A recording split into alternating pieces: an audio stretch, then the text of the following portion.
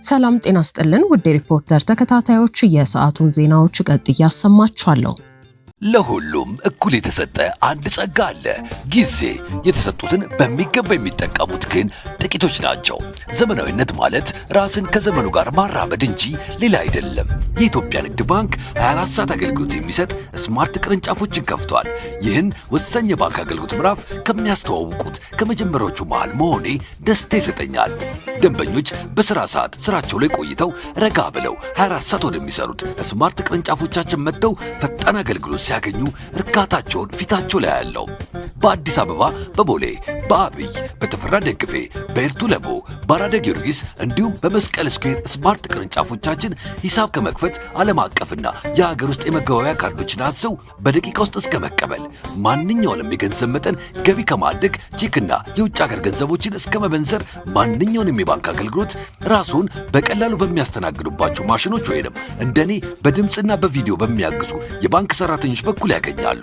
በነገው የባንክ አሰራር ላይ ዛሬ ስለምናገለግሎት ደስ ይለናል። የኢትዮጵያ ንግድ ባንክ ሁሌም የሚተማመኑበት ባንክ። በፊንቴክ ኢንቨስትመንት የ1.9 ቢሊዮን ብር የማጭበርበር ወንጀል የተጠረጠሩ አርቲስቶችና ቲክቶከሮች ዋስትና ተፈቀደ። ግለሰቦቹ ከሀገር እንዳይወጡ እግድ ተላልፎባቸዋል። በፌዴራሉ ከፍተኛ ፍርድ ቤት ልደታ ምድብ ችሎት የቀረቡት ተጠርጣሪዎች ሐሰተኛ መረጃዎችን በማሰራጨትና የሰዎችን እምነት አላግባብ በመጠቀም በዜጎችና በመንግስት ላይ ከፍተኛ ጉዳት አድርሰዋል በሚል ክስ እንደተመሰረተባቸው የሚታወስ ሲሆን አቃቢ ሕግ ባቀረበው ክስ ተከሳሾቹ ኮምፒውተርንና የሶሻል ሚዲያ መድረኮችን በመጠቀም ተበዳዮችን ለከፍተኛ ኪሳራ ዳርገዋል ብሏል። በወቅቱም ከዋስትና መብት ጋር በተያያዘ አቃቢ ሕግ ከአምስተኛ ተከሳሽ መንሱር ጀማል በስተቀር የሌሎቹ ተጠርጣሪዎች የዋስትና መብት ቢከበር ባይቃወምም ጉዳቱ ከፍተኛ በመሆኑ ተከሳሾች ከሀገር እንዳይወጡ እግድ እንዲጣልባቸውና ከፍተኛ የዋስትና ገንዘብ እንዲያስይዙ ጠይቋል። ተከሳሾቹ በተደጋጋሚ ለስራ ወደ ውጪ የመጓዝ ልምድ ስላላቸው ከፍትህ ሊሸሹ ይችላሉ የሚል ስጋቱንም አቃቢ ሕግ ለችሎቱ ገልጿል። ተከሳሾቹ በውጪ ሆነው ጉዳያቸውን እንዲከታተሉ ፍርድ ቤቱ ሚያዝያ 28 ቀን 2018 ዓ.ም በዋለው ችሎት የዋስትና መብት የፈቀደ ቢሆንም የዋስትና ገንዘቡን መጠን ለመወሰን በሀገር መውጣት እግዱ ላይ ብይን ለመስጠትና አቃቢ ሕግ በመንሱር ጀማል ላይ ያቀረበውን የዋስትና መቃወሚያ በጽሁፍ ተቀብሎ ለመመርመር ለዛሬ ግንቦት 3 ቀን 2018 ዓ.ም ቀጠሮ ሰጥቶ ነበር። ዛሬ ግንቦት 3 ቀን 2018 ዓ.ም በዝግ በዋለው ችሎትም ከአንደኛ እስከ አራተኛ ያሉ ተከሳሾች ማለትም ሰራዊት ፍቅሬ፣ ይገረም ደጀኔ፣ ሰለሞን ቦጋለና ዳንኤል ተገኝ በ400 ሺህ ብር ዋስትና እንዲፈቱ፣ ስድስተኛና ሰባተኛ ተከሳሾች ካሊድ ናስርና አብርሃም ግዛው በ500 ሺህ ብር ዋስትና እንዲፈቱ ትዕዛዝ ተሰጥቷል። አምስተኛ ተከሳሽ መንሱር ጀማል ግን በአቃቢ ሕግ 4 ተደራራቢ ክሶች እንደቀረቡበት የተከሳሾቹ ጠበቃ አበባው አበበ ለሪፖርተር ተናግረዋል። ተከሳሾች በዋስትና ቢወጡም ከሀገር እንዳይወጡ መታገዳቸውን የገለጹት ጠበቃ የተከሳሽ ቤተሰቦች፣ ሚዲያዎችም ሆኑ የግል ተበዳዮች ሳይገቡ ችሎቱ በዝግ መካሄዱን በመጥቀስ ህጋዊ ግምታቸውን አስቀምጠዋል። ችሎት ጥሩ ነበር። ዛሬ እንግዲህ የተቀጠረው ለዋስትና መብት ለመፍቀድና የዋስትና መብት ላይ ብይን ለመስጠትና ከሀገር እንዳይወጡ እግድ ስለመስጠት ነበረ ቀጠሮው የነበረው። የዋስትና መብታቸው ተጠብቋል።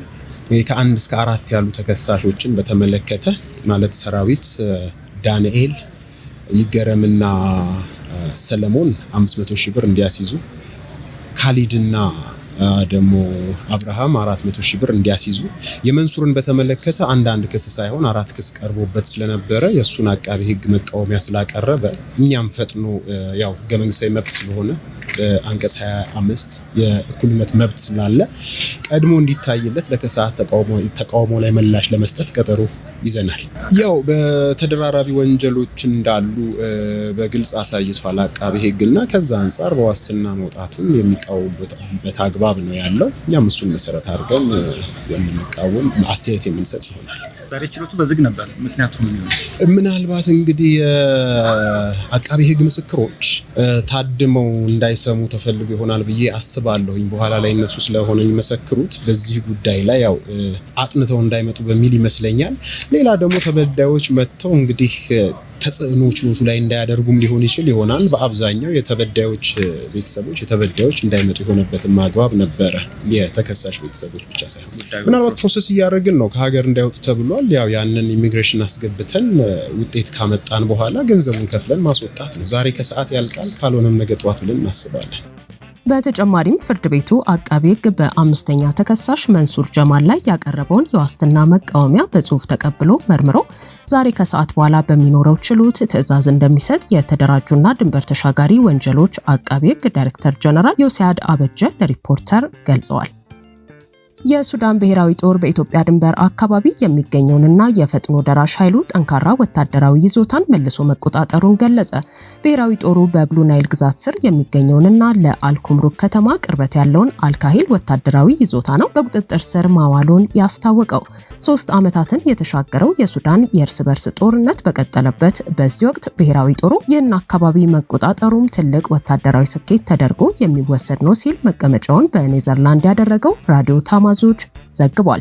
የዜና ምንጩ እንዳስታወቀው በዚህ ውጊያ ከፈጥኖ ደራሽ ኃይሎች ጎን የሰሜን ሱዳን ነጻ አውጪ ኃይል የተባለው ታጣቂ ቡድን ተሳትፏል። በሱዳን ተባብሶ የቀጠለው ወታደራዊና ፖለቲካዊ ቀውስ ከሀገሪቱ አልፎም ቀጠናዊ መልክ እየያዘ መጥቷል። በቅርቡም የኢትዮጵያ መንግስት ለፈጥኖ ደራሽ ኃይሎች የድሮን ጥቃት ከለላን እየሰጠ ነው የሚል ክስ በጀነራል አብዱልፈታህ አልቡርሃን በኩል መቅረቡ የሚታወስ ነው። ይሁን እንጂ የኢትዮጵያ የውጭ ጉዳይ ሚኒስቴር ባወጣው ጠንከር ያለ መግለጫ የቀረበበትን ክስ አስተባብሎ ሱዳን በኢትዮጵያ ፖለቲካዊ ቀውስ ውስጥ እጇን በሰፊው እየከተተች ትገኛለች ብሏል። ከትጥቅ ትግል ዘመን አንስቶ ህወሓትን በመደገፍ ሂደት ውስጥ እያለፈች ነው ሲልም በሀገሪቱ ላይ ትችትን ያቀረበው ሚኒስቴሩ በሰሜኑ ጦርነት ኮብልለው ወደ ሀገሪቱ የገቡትንና አርሚ 7 የተባለውን ወታደራዊ ክንፍ ዳግም በማደራጀት ሂደት ውስጥም ትገኛለች ሲል ከሷል። ሱዳን በርካታ የውስጥ ችግሮች ያሉባት ሀገር እንደመሆኗም እሱን በመፍታት ሂደት ላይ እንድታተኩርም አሳስቧል። ከሰሞኑ ውጊያ የተደረገበት የኢትዮ ሱዳን የድንበር አካባቢ ባለፉት 3 ዓመታት በተደጋጋሚ ጠንካራ ውጊያ የተደረገበት ቦታ መሆኑን ራዲዮ ታማዙር በዘገባው አስታውሷል። የአፍሪካ ህብረትን ጨምሮ ዓለም አቀፍ ተቋማት በሱዳን የተቀሰቀሰው ጦርነት እንዲቆምና በእጅ አዙር በጦርነቱ የተሳተፉ ያሉ ሀገራትና ተቋማት ከእንቅስቃሴያቸው እንዲታቀቡ ቢያሳስቡም ግጭቱን ግን ማስቆም አልቻሉም። የፈረንሳዩ ፕሬዝዳንት ኢማኑኤል ማክሮን ኢትዮጵያን ጨምሮ በምስራቅ አፍሪካ ሀገራት ጉብኝት እያደረጉ ነው። የኢኮኖሚና የደህንነት ጉዳዮች የጉብኝቱ ዓላማ ናቸው ተብሏል። የፈረንሳይ ፕሬዝዳንት ኢማኑኤል ማክሮን ከግብጽ፣ ኬንያና ኢትዮጵያ ጋር ያለውን ኢኮኖሚያዊና ስትራቴጂካዊ ግንኙነት ለማጠናከር ያለመ ጉብኝት መጀመራቸውን ተከትሎ ፈረንሳይ በምዕራብ አፍሪካ የነበራትን ተጽዕኖ እያጣች ባለችበት ወቅት የተደረገ መሆኑ ከፍተኛ የዲፕሎማሲ እርምጃ ተደርጎ እየተገለጸ ነው። ፕሬዝዳንት ማክሮን ጉብኝታቸውን ከግብጽ በጀመሩበት ወቅት ከፕሬዝዳንት አብዱልፈታህ አልሲሲ ጋር በሁለትዮሽና በኢኮኖሚ ትብብር ዙሪያ ተወያይተዋል የተባለ ሲሆን ትላንት ምሽት ወደ ኬንያ ገብተው ከፕሬዝዳንት ዊሊያም ሩቶ ጋር ተገናኝተዋል። ወደ ግብጽና ኬንያ ያደረጉት ጉዞ እንዲሁም በቀጣዮቹ ቀናት በኢትዮጵያ በሚኖራቸው ቆይታ ፕሬዝዳንት ማክሮን ውይይታቸው በንግድ በኢንቨስትመንትና በቀጠናዊ ትብብር ላይ እንደሚያተኮር የፈረንሳይ ምንጮች ገልጸዋል። በኬንያ ናይሮቢ በሚካሄደውና ፈረንሳይ በጋራ በምታዘጋጀው አፍሪካ ፎርዋርድ ጉባኤ ላይ መሪዎች፣ የንግድ ስራ አስፈጻሚዎችና የልማት ባንኮች እንደሚሳተፉ የሚጠበቅ ሲሆን ጉባኤው ፈረንሳይ የፍሬንች ቋንቋ በማይናገሩ የአፍሪካ ሀገራት ለመጀመሪያ ጊዜ የምታካሄደው መድረክ ሲሆን ኢማኑኤል ማክሮን በጉባኤውም ይሳተፋሉ ተብሏል። ፈረንሳይ ከቀድሞ ቅኝ ተገዥ ሀገሮች ጋር የነበራት አወዛጋቢ ግንኙነት መሻከሩ በምዕራብ አፍሪካ በማሊ፣ ቡርኪና ፋሶና ኒጀር በተከሰቱ መፈንቅለ መንግስታት ምክንያት የፈረንሳይ ጦር እንዲወጣ መደረጉና በእነዚህ ሀገራት የሩሲያ ታጣቂዎች ተጽዕኖ እየጨመረ መሆኑ በሚታይበት በዚህ ጊዜ ፈረንሳይ እንደ ኬንያና ኢትዮጵያ ካሉ አዳዲስ የኢኮኖሚና የደህንነት አጋሮች ጋር ለመስራት እየተንቀሳቀሰች ለመሆኑ የአሁኑ ጉብኝት ማሳያ እየተደረገ ነው። በተጨማሪም አፍሪካ ባላት የተፈጥሮ ማዕድንና የኃይል ሀብት ምክንያት ፈረንሳይ ከቻይናና ከባህረ ሰላጤው ሀገራት ጋር ለሚደረገው ፉክክር ራሷን እያዘጋጀች ስለመሆኑ አመላካሽ መሆኑ ተገልጿል። ፕሬዝዳንት ማክሮን በጉብኝታቸው ወቅት ትኩረት ያደርጋሉ ተብለው ከሚጠበቁ ዘርፎች መካከል በታዳሽ ኃይል፣ በአርቲፊሻል ኢንተለጀንስ እና በትምህርት ዘርፍ ላይ አዳዲስ የኢንቨስትመንት ስምምነቶች ይፈረማሉ ተብሎ ይጠበቃል።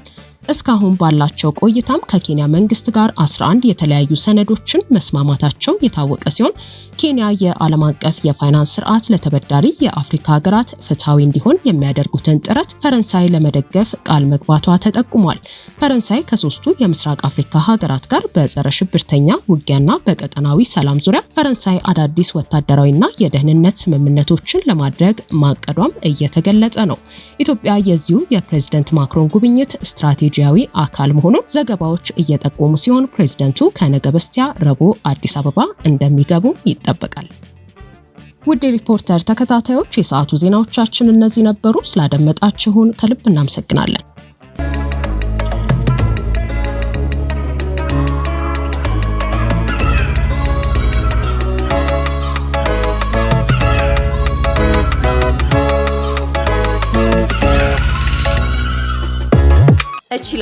እችላለሁ በሚል መሪ ቃል የአደይና ዛሃራ የቁጠባ ሂሳቦችን በመክፈት ከ500 ብር ጀምሮ ስትቆጥቢ የተለያዩ የባንካችን የዲጂታል አማራጮችን በመጠቀም ግብይት ስትፈጽሚ የ25 BYD ሲገል መኪና ሽልማት እጩ የሚያደርጉሽ የዕጣ ቁጥሮች ይደርሱሻል።